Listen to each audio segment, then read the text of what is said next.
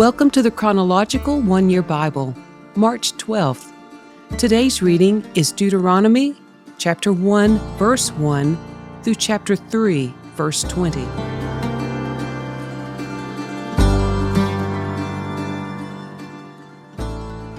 These are the words that Moses spoke to all the people of Israel while they were in the wilderness east of the Jordan River. They were camped in the Jordan Valley, near Suf, between Paran on one side and Tophel, Laban, Hazeroth, and Dizahab on the other. Normally it takes only 11 days to travel from Mount Sinai to Kadesh Barnea, going by way of Mount Seir. But 40 years after the Israelites left Egypt, on the first day of the 11th month, Moses addressed the people of Israel, telling them everything the Lord had commanded him to say. This took place after he had defeated King Sihon of the Amorites, who ruled in Heshbon, and at Edrei had defeated King Og of Bashan, who ruled in Ashtaroth. While the Israelites were in the land of Moab, east of the Jordan River, Moses carefully explained the Lord's instructions as follows. When we were at Mount Sinai, the Lord our God said to us, "You have stayed at this mountain long enough. It is time to break camp and move on. Go to the hill country of the Amorites and to all the neighboring regions, the Jordan Valley, the hill country, the western foothills, the Negev, and the coastal plain. Go to the land of the Canaanites and to Lebanon, and all the way to the great Euphrates River. Look, I am giving all this land to you. Go in and occupy it, for it is the land the Lord swore to give to your ancestors, Abraham, Isaac, and Jacob, and to all their descendants." Moses continued, "At that time I told you, you are too great a burden for me to carry all by myself. The Lord your God has increased your population, making you as numerous as the stars. And may the Lord, the God of your ancestors, multiply you 1,000 times more and bless you as he promised. But you are such a heavy load to carry. How can I deal with all your problems and bickering? Choose some well-respected men from each tribe who are known for their wisdom and understanding, and I will appoint them as your leaders." Then you responded, "Your plan is a good one." So I took the wise and respected men you had selected from your tribes and appointed them to serve as judges and officials over you. Some were responsible for 1,000 people, some for 100, some for 50, and some for 10. At that time I instructed the judges, "You must hear the cases of your fellow Israelites and the foreigners living among you. Be perfectly fair in your decisions and impartial in your judgments. Hear the cases of those who are poor as well as those who are rich. Don't be afraid of anyone's anger, for the decision you make is God's decision. Bring me any cases that are too difficult for you, and I will handle them." At that time, I gave you instructions about everything you were to do. Then, just as the Lord our God commanded us, we left Mount Sinai and traveled through the great and terrifying wilderness, as you yourselves remember, and headed toward the hill country of the Amorites. When we arrived at Kadesh Barnea, I said to you, "You have now reached the hill country of the Amorites that the Lord our God is giving us. Look, he has placed the land in front of you. Go and occupy it as the Lord, the God of your ancestors, has promised you. Don't be afraid. Don't be discouraged." But you all came to me and said, "First, let's send out scouts to explore the land for us. They will advise us on the best route to take and which towns we should enter."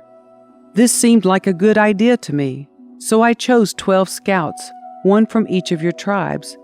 They headed for the hill country and came to the valley of Eshcol and explored it. They picked some of its fruit and brought it back to us, and they reported, "The land the Lord our God has given us is indeed a good land." But you rebelled against the command of the Lord your God and refused to go in. You complained in your tents and said, "The Lord must hate us. That's why he has brought us here from Egypt to hand us over to the Amorites to be slaughtered. Where can we go? Our brothers have demoralized us with their report. They tell us the people of the land are taller and more powerful than we are, and their towns are large with walls rising high into the sky. We even saw giants there, the descendants of Anak. But I said to you, don't be shocked or afraid of them. The Lord your God is going ahead of you. He will fight for you, just as you saw him do in Egypt. And you saw how the Lord your God cared for you all along the way as you traveled through the wilderness, just as a father cares for his child. Now he has brought you to this place. But even after all he did, you refused to trust the Lord your God, who goes before you looking for the best places to camp, guiding you with a pillar of fire by night and a pillar of cloud by day. When the Lord heard your complaining, he became very angry. So he solemnly swore, not one of you from this wicked generation will live to see the good land I swore to give your ancestors, except Caleb, son of Jephunneh. He will see this land because he has followed the Lord completely. I will give to him and his descendants some of the very land he explored during his scouting mission. And the Lord was also angry with me because of you. He said to me, Moses, not even you will enter the promised land. Instead, your assistant Joshua, son of Nun, will lead the people into the land. Encourage him, for he will lead Israel as they take possession of it. I will give the land to your little ones, your innocent children. You were afraid they would be captured, but they will be the ones who occupy it. As for you, turn around now and go on back through the wilderness toward the Red Sea. Then you confessed, we have sinned against the Lord. We will go into the land and fight for it as the Lord our God has commanded us. So your men strapped on their weapons, thinking it would be easy to attack the hill country. But the Lord told me to tell you, do not attack, for I am not with you. If you go ahead on your own, you will be crushed by your enemies. This is what I told you, but you would not listen. Instead, you again rebelled against the Lord's command and arrogantly went into the hill country to fight. But the Amorites who lived there came out against you like a swarm of bees. They chased and battered you all the way from Seir to Hormah.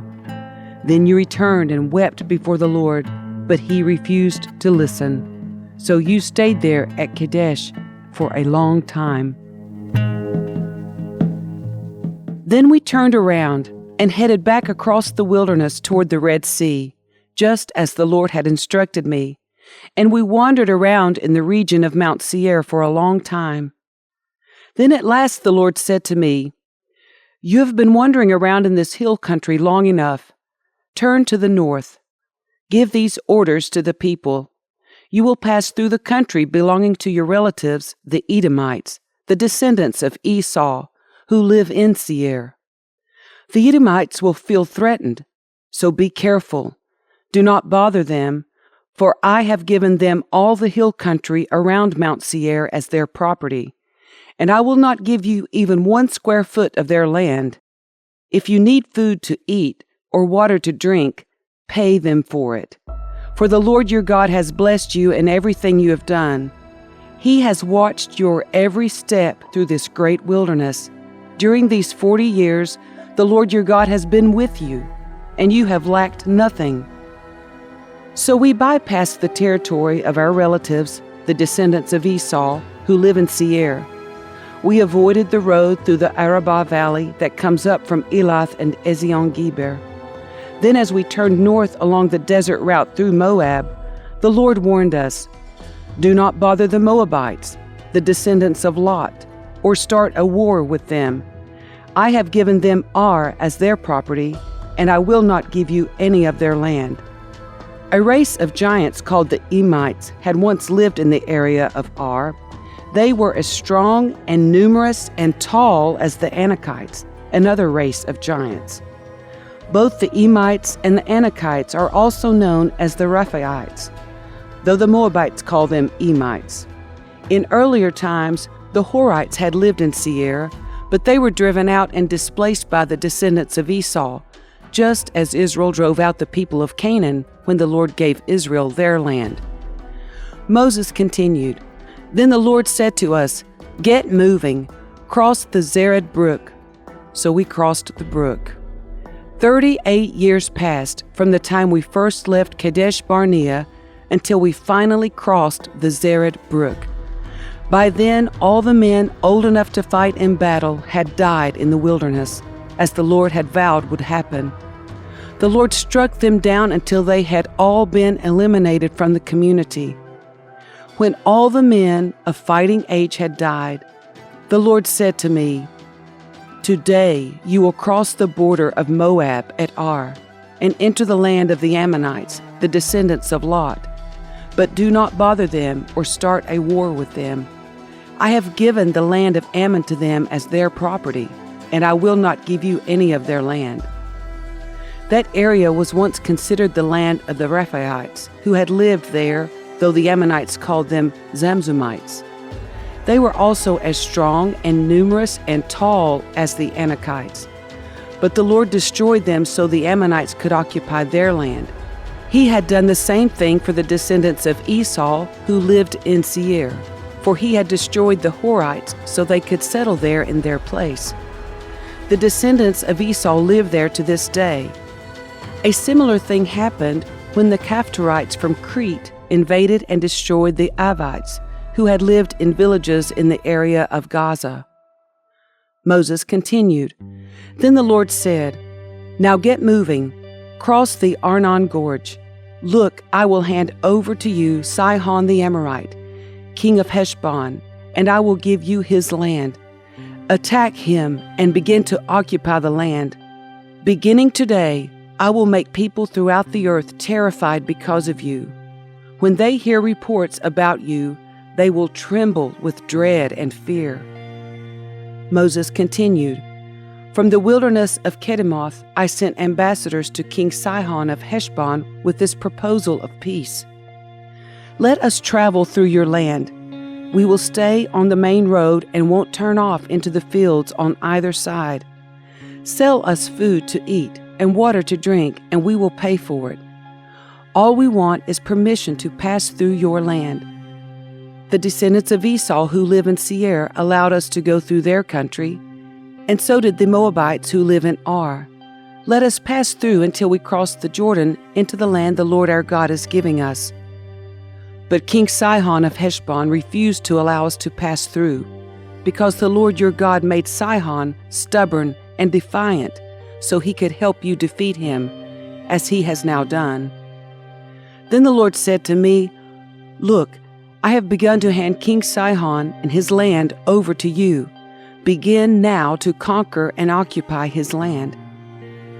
Then King Sihon declared war on us and mobilized his forces at Jahaz.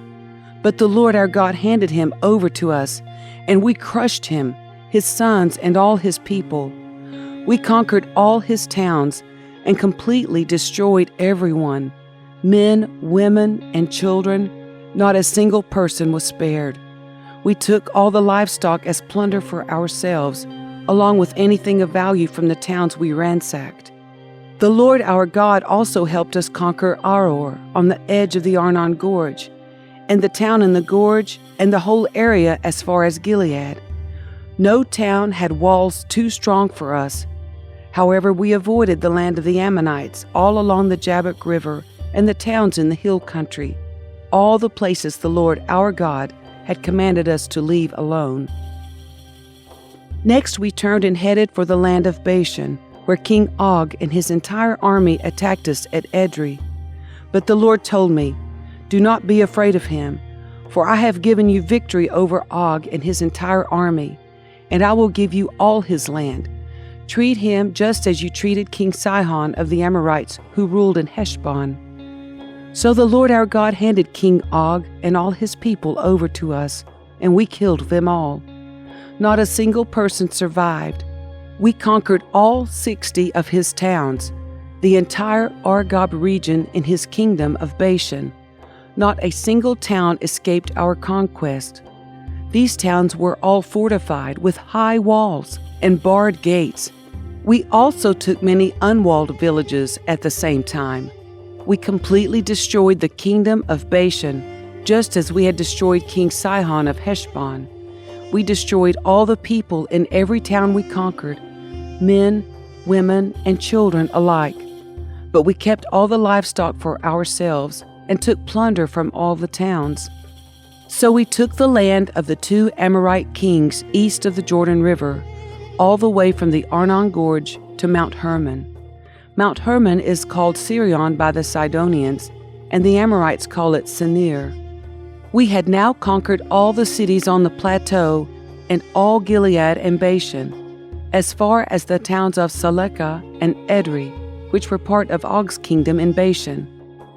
King Og of Bashan was the last survivor of the giant Rephaites. His bed was made of iron and was more than 13 feet long and 6 feet wide. It can still be seen in the Ammonite city of Rabbah.